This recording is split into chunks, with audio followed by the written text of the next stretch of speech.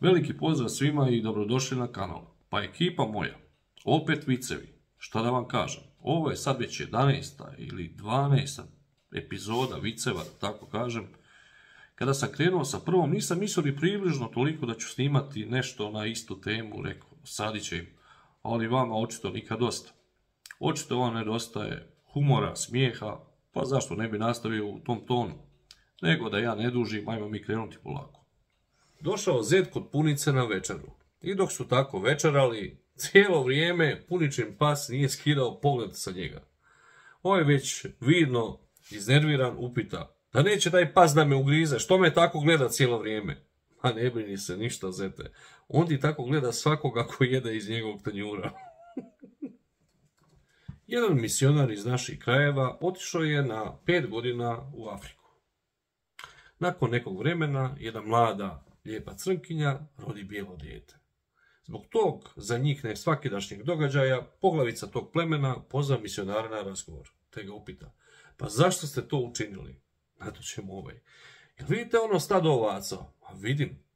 Vidite da su sve ovce bijele, a samo jedna crna. U redu je, sve mi je jasno. Gle, ovako ćemo. Ja ću da šutim za dijete, a ti molim te šuti za tu ovcu. Jučer ti uđem u pekaru samo na minutu da uzem burek, da se nešto pojede, izlazim van, kad tamo službeno lice već piše kaznu. Rekao, samo na minutu sam ušao.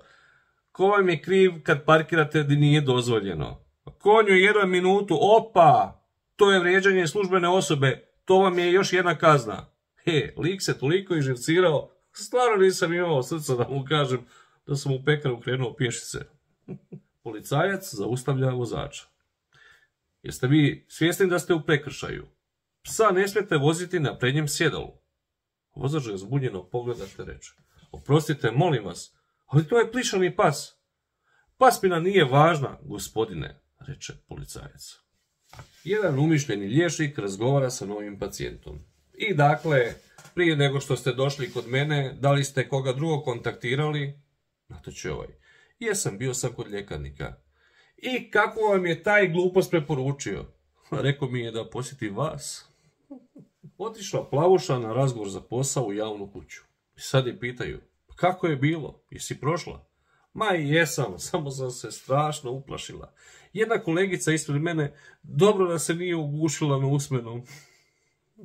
Muž se u zoru vraća iz birtije, žena mu otvara vrata i gleda ga onako pijanog, te mu reče, ostala sam bez riječi. A doživoj, ma ne mogu vjerovat, hajde da sam i to doživio. Usao na intervju. Dakle, gospodine, kažete, vi ste pjesnik. Da, ja sam pjesnik. A mater? A ne, mater je domaćica, malo kuća, malo baša, znate, tako to. Pita muž ženu nakon nekoliko godina braka. Ljubavi, da li sam ti ja bio prvi s kojim si spavala? Jesi, ljubavi. Sa ostalima sam bila budna cijelu noć. Došao djed u ljekarnu po Viagru. Mlada ljekarnica u kratkoj suknjici poče se penjati uz ljestve kako bi dohvatila lijek. U tom trenu oju prekinu reče, u redu je, vidim da je ipak do babe. Ako misliš da nikoga u životu nije briga za tebe, a ti, prijatelju, samo preskoči koju ratu kredita pa da vidiš. Kaže, što je to kad se nađu 4 popa? Pa popo grupa. Haso rješava testove za vozački ispit.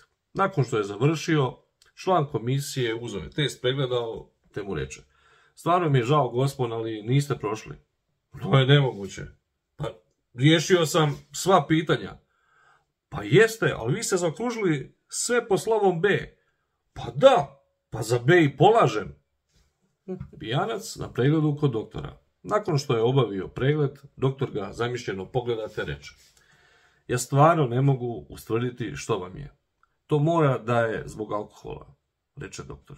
Na to će mu pijanac. Doktore, nema problema, pa ja vas razumijem. Budem ja došao sutra kad se vi otreznite.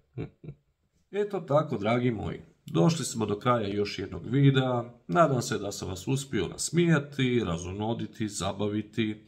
Ako vam se svidio video, pozivam vas da ostavite jedan like, a ako još niste, pretplatite se na kanal. Stisnite ono čudnovato zvonce koje će vas obavijestiti kada izdam sljedeći novi video.